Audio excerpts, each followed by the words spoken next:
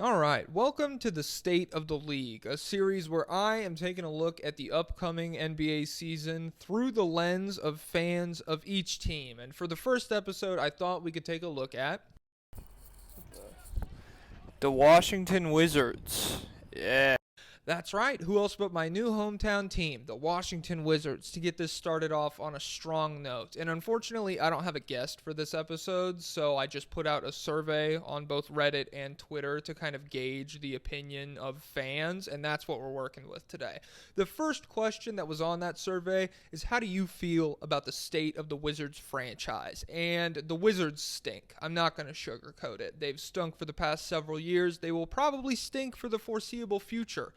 However, there is a tangible feeling of direction with this season that was pretty clearly lacking in the past several, and the ability to move forward into this post-Bradley Beal era that the Wizards are looking to establish. Every survey I put out really hammered in the fact that there are a ton of new faces in the front office, not the least of which is a guy named Will Dawkins, who played a pretty big role with the Oklahoma City Thunder from the early 2010s forward. So that's kind of building up and fleshing out the Kevin Durant Thunder, and then also helping rebuild the Thunder after the departure of Russell Westbrook in like 2020 or whenever that was. And a lot of those moves are Sam Presti, but even just having a guy who learned a lot under Sam Presti, I think would be really good for the Wizards. I feel like it's a good hire, and more than anything, just having that direction and the ability to move forward and look ahead to the future is really good for the Wizards franchise. The past several seasons of just kind of like dwelling in mediocrity, that's never fun for a franchise or fans.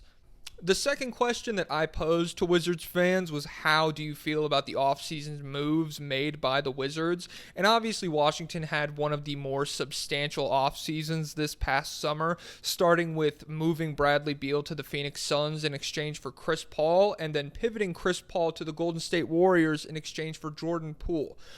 This was unanimously well liked in the surveys that I got. Everybody knew it was time to move on from Bradley Beal. I don't know any NBA fans that thought the Beal Wizards were really going to accomplish anything. The ceiling was clearly not championship caliber, and even like making the playoffs, they would have needed a lot of luck to do that. And so once you get Chris Paul in exchange for him, moving him for Jordan Poole is a pretty direct upgrade. If you know that you are not going to be competitive for the next 3 or 4 years, there's no reason you would rather have Chris Paul than Jordan Poole, even from an entertainment standpoint, much less the fact that Chris Paul is clearly on the downswing of his career, and Jordan Poole still, I mean, however you feel about him, still young, still has the ability to turn into an asset that a competitive team would give up draft capital to add to their roster. Is that like confirmed going to happen? I don't know, but I can guarantee you it's not going to happen with Chris Paul's old ass. In addition to that, the Wizards also moved Kristaps Porzingis to Boston in a sign-and-trade situation and got Tyus Jones back in return. This is a good move strictly based on the fact that Kristaps Porzingis could have walked for nothing, and instead you got a guy who is a good point guard. He's not a star. He's not going to alter the course of your franchise or anything like that. He might even be gone by the trade deadline if a competitive team is looking for a point guard, but it's better than letting Kristaps walk for nothing. So, yeah, good move. In addition to that, they also re-signed Kyle Kuzma to a contract that my gut instinct said was too much money, but the more I've sat with it, the more I notice the cap is going to go up. It's structured so that it's descending, and next year is the most money Kyle Kuzma is going to get over the course of this contract. It's not the worst thing in the world. A competitive team could definitely trade for it if Kuzma keeps up like the 25-5 production he's been posting in Washington. And if you compare it to a guy like Jeremy Grant and his contract, I definitely like Kuzma's a lot more.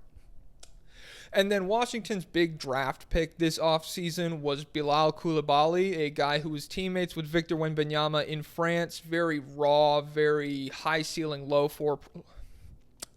very raw, very high ceiling, low floor prospect, which was kind of polarizing in the surveys. Some people were not sold on the fact that he was going to hit that ceiling. Other people really liked his attitude and his work ethic and how he seemed in interviews. I don't know what's going to happen with him, but I do know that if there's a time to take high ceiling, low floor guys, it's when you're starting a rebuild. So that way, when you're looking to be competitive, hopefully they will be hitting their stride in terms of like level of play and getting adjusted to the NBA, coming into their physical tools, all of that, which is what Bilal Coulibaly is probably going to need a lot of time to do. He is very raw, but his physical tools are disgusting. Super good defender already in international play. And like the idea of what he could be offensively is very enticing for the Wizards. I think it's a good pick, but I'm also like, it's probably not the like cornerstone of their franchise. I figure that'll be one of the picks coming up in the next season or two when they're looking to get like a top 5, top 3, maybe even number 1 pick. I think Cooper Flagg reclassified so that he's going to be available in next year's draft. That would be a spectacular get for the Wizards if they could really tank this next season. Speaking of next season, the third question that I levied to Wizards fans was, what are your expectations for this upcoming year? And I got some varied responses pretty unanimously. The expectations were 20 to 25 wins and a top 5 pick. There was some variance in the worries about what could be a disappointing year, which is the fact that even if they really bottom out and just stink all next season, they could still end up with like the 5th pick, which would not be ideal. And alternatively, there were several concerns raised about Kyle Kuzma and Jordan Poole really both having career years and lifting the team up into that weird like 37, 39 win range and then placing them again into like that 5 to 8 pick range in the lottery. That's not what Washington wants. Like I just touched on, with the reclassification of Cooper Flagg, I think a surprisingly good season for the Wizards next year would be getting that number 1 pick, and disappointing is just like staying in the middle ground. Really commit to the tank if you're going to tank. That's what I always say.